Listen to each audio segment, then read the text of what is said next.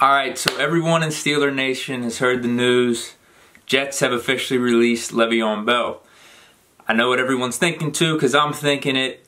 Should the Steelers sign LeVeon? Should LeVeon come back home to Pittsburgh? So my simple response is, why not? Some people may think, oh man, there might be too much drama here in Pittsburgh. We don't want any of that drama. I didn't like how things ended with Bell and the Steelers as he left for the Jets. And just, yeah, him sitting out the whole year. I just didn't really like that situation. I think there's going to be too much drama. One, I think that was just more about business. Bell is looking out for himself just as everyone else on this planet should be doing. You're trying to look out for you, trying to get your proper worth, your proper value in whatever field you're getting in. So there's that. I think that was just really strictly about business. Number two is we tried trading for him last year. If there was so much drama or so much dissent between the two parties and we didn't think we can work it out and just kind of come towards a common goal, we wouldn't have tried trading for Bell last season in a situation where his contract would have been a lot worse for Pittsburgh. I think we would have been taking on a lot more money last year if we would have brought in Bell, and then we'd be on the books for this year for more money. But in this case, the Jets simply released him. He's getting guaranteed money this year, so he might be willing to take on something like $2 or $3 million, a veteran's minimum, something like that, at least for this year. I don't know exactly where his mind is, what type of contract he's going to be looking for. My guess is in the middle of the season like this, it'll just be a one-year deal, and then he could look to free agency in the offseason and then try to get like a 3 or 4 year deal with some team. So essentially you're getting an all-pro running back for like a veteran's minimum deal, very little salary, not much risk there for probably a year would be my guess, but like I said, it all depends on what Bell really wants. So in terms of drama, I just don't really see it. Now I guess you could say, oh, we're 4-0, don't have him come in, mess up the flow. And I kind of get that, because whenever there was talks about Fournette in the offseason, I remember saying like, yo, I think there's a good feel to this team. I don't really want to rock the boat. I'm just going to trust the Steelers on this decision. And in this case, I trust the Steelers as well, but I think there's an added familiarity with Bell and the Steelers that we wouldn't have had with Fournette and the Steelers. Plus, I think Bell in any given situation is the better back, especially in today's NFL with the pass catching and everything. It seems from afar he's friends with Connor. Him and Connor are cool. I just don't know what the downside would be or how the boat would be shaken up if Bell came in. I just think if Bell got here, all right, we know each other, we know what this is about, we're trying to win the 7th Super Bowl. And like I said, if there was that much concern for rocking the boat or messing up the flow or some type of drama coming in with Bell, we wouldn't have tried trading for him last year in a worse contract situation and in a worse team situation where now we got our leader back, we got Ben back. Things are running smoothly. It seems like the team's together. I just don't see how Bell, who is here in Pittsburgh and knows kind of the goals, the team, Tomlin is the coach, would try to like mess anything up. I think both sides would be like, all right, we know what we're here for. We know what the goal is.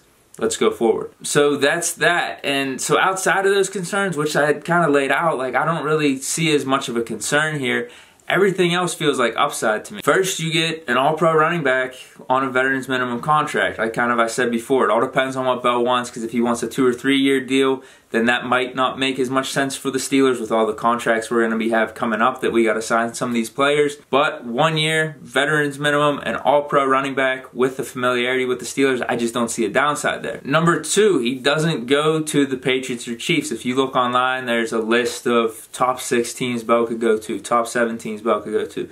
Patriots and Chiefs are on all those lists, and to be honest with you, those two teams make sense as well. Steelers are on that list too. But Patriots, they haven't really had a solid running back in how long, and adding Bell would be an upgrade. They just added Cam Newton. Can you imagine that tandem? All of a sudden the Chiefs, Clyde Edwards-Helaire, after that first game, hasn't necessarily been the same. The Chiefs' offense hasn't been the same. They just lost to the Raiders. Bell would be an upgrade or just some type of added addition to their offense too.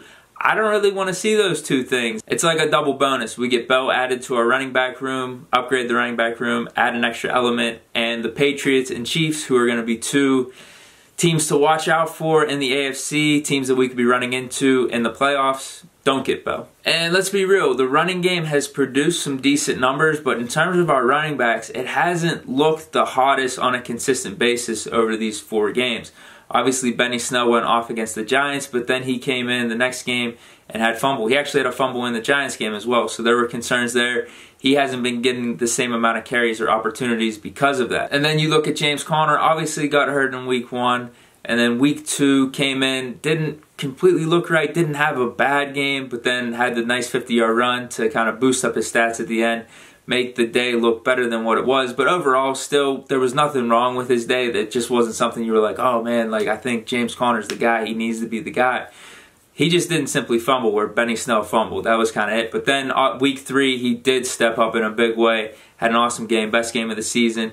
And then last week against the Eagles, nothing was really going on the ground. All we really had was the Ray McCloud sweep that boosted our running game totals.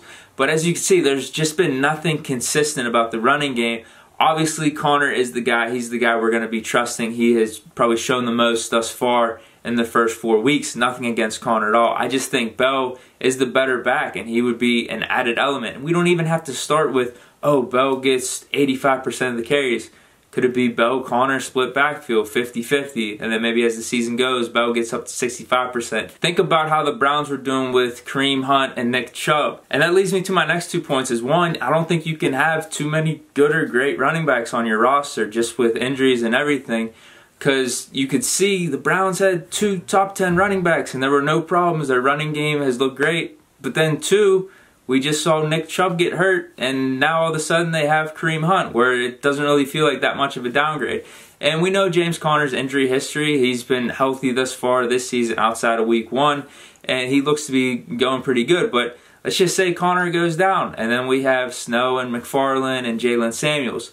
Wouldn't you rather have Bell, McFarland, Jalen Samuels, and Snow? And I think that's why a lot of people were talking about bringing Fournette in the offseason. I just feel like this situation is a little bit different with Bell because of the familiarity. And we're 4 weeks into the season, and we've seen what our rushing game is doing. I think it's different preseason where you don't really know. You have the hope and feeling like, all right, we're going to be good with the guys we have.